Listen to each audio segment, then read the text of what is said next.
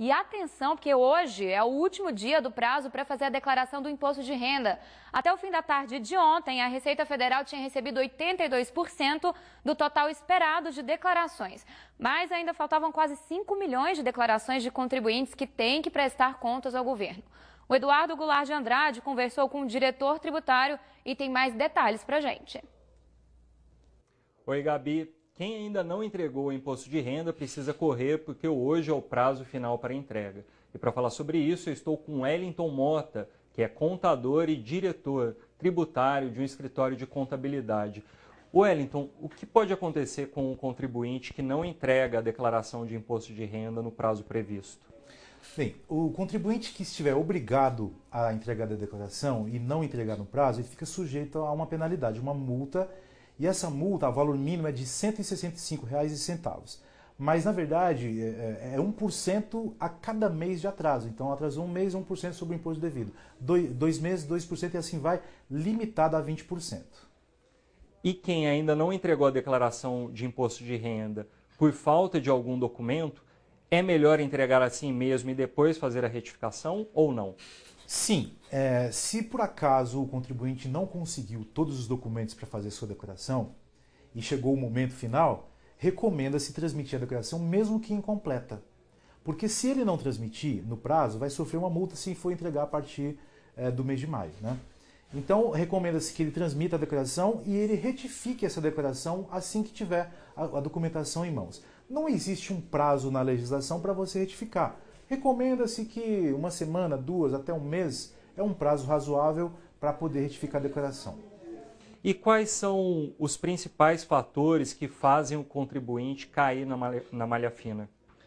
São vários os motivos para a malha fina, né? O principal motivo divulgado pela Receita Federal é a omissão de rendimentos do próprio contribuinte ou de seus dependentes. Por exemplo, eu lanço meu pai para abater como dependente e esqueço que ele tem a aposentadoria. Então, se eu lançar o meu pai, tem que lançar a aposentadoria dele. Então, muitos contribuintes lançam os pais, não lançam a renda dos pais. Ou, às vezes, tem um filho que já está na idade de fazendo estágio, então tem que, se for lançar o filho como dependente, não pode esquecer de lançar a renda do filho. Ou então tem mais de uma renda, trabalha em mais de uma empresa, ou prestou serviços em outra empresa, ou tem um rendimento de aluguéis. Então, esses são os principais motivos de malha fina, que representa aproximadamente 53%. Outro grande motivo são as despesas que a pessoa lança com previdência privada, previdência social, pensão alimentícia, que as pessoas acabam aumentando o valor e também é motivo de malha fina. Tem outros motivos também de erro de digitação, mas as principais são essas. E quando a pessoa cai na malha fina, ela tem que fazer o quê? A malha fina não é um motivo para desespero, porque na maioria dos casos não significa que tem que pagar imposto ou que vai diminuir a restituição. Às vezes é só um desencontro, né, uma inconsistência de dados. Mas quem caiu na malha fina não precisa se desesperar. Recomenda-se, né, que a partir já de maio que a pessoa crie um código de acesso para verificar o processamento da sua declaração e também para verificar se não há alguma divergência, né, que é a tal da malha fina. E quando há divergência, o próprio site da Receita já diz lá, olha, sua declaração está com diferença no valor do INSS ou do valor do imposto retido ou da renda, enfim, lá o sistema já vai dizer onde que está o erro e você, com a documentação, consegue descobrir e aí tem que retificar a declaração para poder tirar da malha fina. Quem tem direito à restituição, qual o prazo que a Receita tem para pagar esse contribuinte? Olha, existe um calendário da Receita Federal de restituição que começa no mês de junho e vai até dezembro.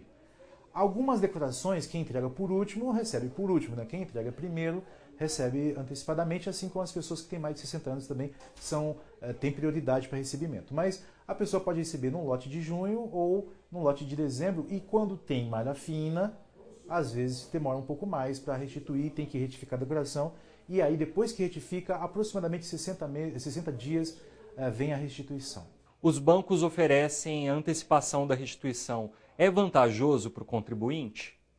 Veja, os bancos, quando eles oferecem a antecipação da restituição, eles também têm interesse porque eles vão cobrar um desconto de juros, né? Então, depende do perfil da pessoa. Se eu que não tenho dívida nenhuma, não me interessa querer receber restituição com desconto do que o banco faz. Então é melhor esperar, porque a minha restituição vai estar corrigida pela taxa Selic. Mas para quem tem dívidas e precisa quitar essas dívidas, os juros da dívida chega a 5%, 10%, e às vezes quando o banco antecipa, desconta 1, 2%. Então, às vezes é vantajoso para quem tem dívida receber essa restituição. Mas resumindo, para quem não tem dívida, na maioria dos casos não é vantajoso. É isso, Wellington. Muito obrigado. Eu acabei de conversar com o Wellington Mota, que é contador e diretor tributário de um escritório de contabilidade. É com você, Gabi.